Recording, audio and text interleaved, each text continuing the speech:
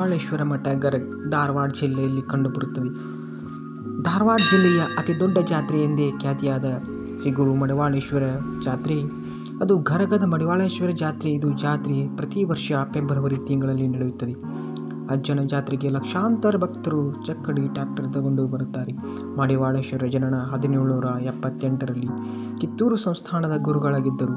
ಬಾಲ ಮಡಿವಾಳೇಶ್ವರರು ಮಲಪ್ರಭಾ ನದಿಯ ನೀರನ್ನು ತಂದು ತುಪ್ಪವನ್ನಾಗಿಸಿದರು. ಪವಾಡ ಪುರುಷ ಮಡಿವಾಳೇಶ್ವರರು ಹೆಚ್ಚಿನ ವಿದ್ಯಾಭ್ಯಾಸಕ್ಕಾಗಿ ಕಾಶಿಗೆ ತೆರಳಿದ್ದರು. ವಿದ್ಯಾಭ್ಯಾಸದ ನಂತರ ಕಿತ್ತೂರು ಸಂಸ್ಥಾನಕ್ಕೆ ಹೋದರು. ಅಲ್ಲಿ ಅವರಿಗೆ ಅವಮಾನ ಮಾಡಿದ್ದರಿಂದ ಮನನೊಂದು ಗರಗ ಹಂಗರಗಿ ತುಪ್ಪರೆ ಹಳ್ಳದ ನಡುವೆ ಬಂದು ನೆಲೆಸಿದರು.